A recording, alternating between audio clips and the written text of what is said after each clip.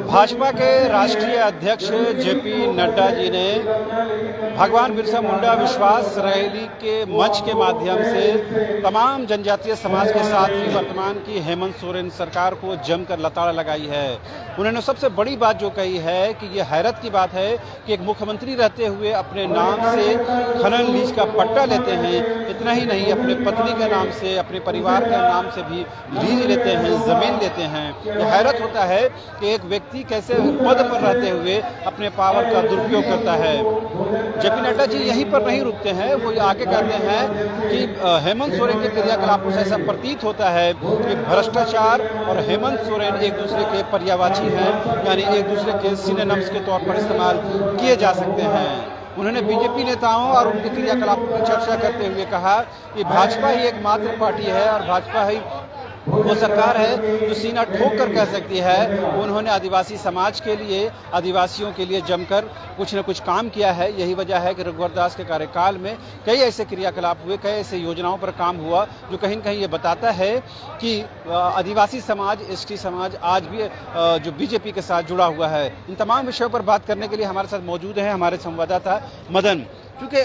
जो नड्डा जी ने जो सबसे खास और अहम बात ये कही है कि जिस तरह झारखंड में एक ऑफिसर के घर में पैसा बरामद होता है और उसका दर्द कहीं न कहीं जेएमएम और सरकार को होती है, उन्होंने यहाँ तक कहा कि करप्शन यानी भ्रष्टाचार और हेमंत सोरेन एक दूसरे के पर्यायवाची हैं। क्या बताने और क्या समझाने की कोशिश कर रहे हैं? बिल्कुल, देखिए, पहले से लगातार जिस तरह से इस मामले को लेकर के बीजेपी हमलावर थी, अब उसको पूरे राज्य स्तर पर ले जाने की ये कोशिश हुई है। और दूसरी तरफ हम अगर इस रैली को देखें तो एक तरह से समझिए अब चुनाव के प्रचार का अभियान जो है वो आज से शुरू हो चुका है, यानी कि उल्टी गिनती आज से बीजेपी ने शुरू कर दी है। और यहीं से लोगों से विश्वास भी मांगा है कि आज ये विश्वास रैली के माध्यम से हम आपसे विश्वास चाहते हैं कि आने वाले वक्त में जो आप वोट करेंगे तो वो बीजेपी को करेंगे। उन्होंने आधार बताया सबसे। अगर इस पूरे भाषण को आप देखें तो उसमें मुख्य रूप से मुख्यमंत्री के परिवारवाद, मुख्यमंत्री के परिवार के द्वारा भ्रष्टाचार और सरकार के कामकाज को गिनाया है, उनकी नाकामियों को गिनाया है। और उसी के आधार पर वो उनका एक ये विश्वास मांगना था लोगों से कि आपके सामने अब सरकार जो दावे करते थे, आदिवासी के हित की बात करती थी, वो आदिवासी के हित के काम सिर्फ और सिर्फ बीजेपी करती है, चाहे वो केंद्र की सरकार हो या चाहे वो राज्य की सरकार हो। फिलहाल जो वर्तमान में स्थिति है, केंद्र में 5-8 जो मंत्री हैं, जो सांसद हैं, राज्यसभा में जो सांसद हैं और भी जो कई मुख्यमंत्री हैं आदिवासी चेहरे, तो वो पूरी तरह से बता रहे थे कि आदिवासियों को बीजेपी ने कितना सम्मान दिया है और आदिवासी के नाम पर जो लोग जीत कर यहाँ आते हैं वो किस तरह से सिर्फ लूटने का काम किया है। ये तो माना जाए झारखंड में जो इन दिनों राजनीतिक गतिविधियां बदली हैं और जो करप्शन के चार्जेस लगे हैं, उसको कहीं ना कहीं सरकार जेपी नड्डा साहब ने भुनाने की कोशिश किया और ये बताने की कोशिश की कि जब भी आपको मौका लगे वोट देने का, यानी 2024 की बात है, जब भी आपको मौका लगे तो आप बीजेपी को एक बार फिर से सत्ता में लाइए। बिल्कुल, उन्होंने पूरी कोशिश की और वो एक तरह से समझ लीजिए राज्य के 24 जिलों तक इस संवाद को पहुंचाने की कोशिश की है। आप देख सकते हैं कितना बड़ा ये कार्यक्रम था। सभी जिलों से जो ट्रैवल लोग थे उनको बुलाया गया था, जो मीडिया का माध्यम होता है उसके तहत एक लोगों तक यह कोशिश हुई है संवाद पहुंचाने की कि ये वर्तमान सरकार पूरी तरह से भ्रष्टाचार में लिप्त है। जो लोगों से वादा करके आई थी उसे पूरा नहीं की है, बल्कि अपना और अपने परिवार का विकास कैसे कर रही है। एक खान मंत्री, खनिज मंत्री रहते हुए किस तरह से अपने नाम जो है खनिज का पट्टा आवंटित करवाती है। तो इससे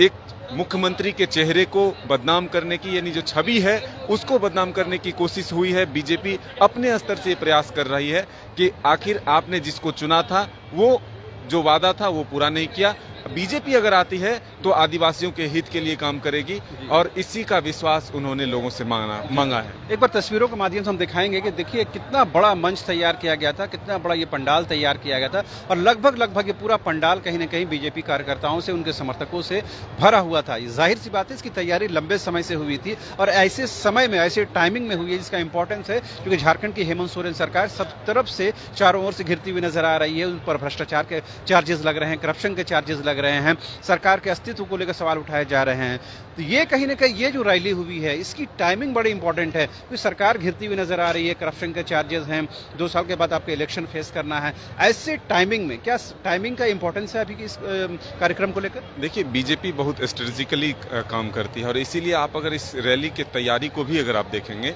तो आप देखिए कितना मैनेजमेंट है।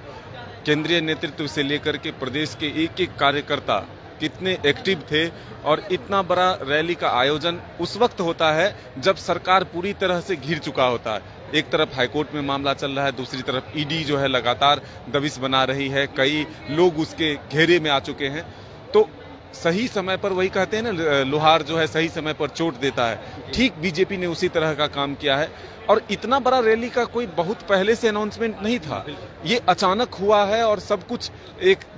सुनियोजित तरीके से कह सकते हैं कि चुनाव, इसको एक तरह से चुनावी रंग देने की कोशिश हो चुकी है कि अब जो 2024 में वोट होंगे तो हम आज से इसमें जुट चुके हैं। और जो मांडर बाई इलेक्शन है, इसका कुछ इम्पैक्ट पड़ेगा?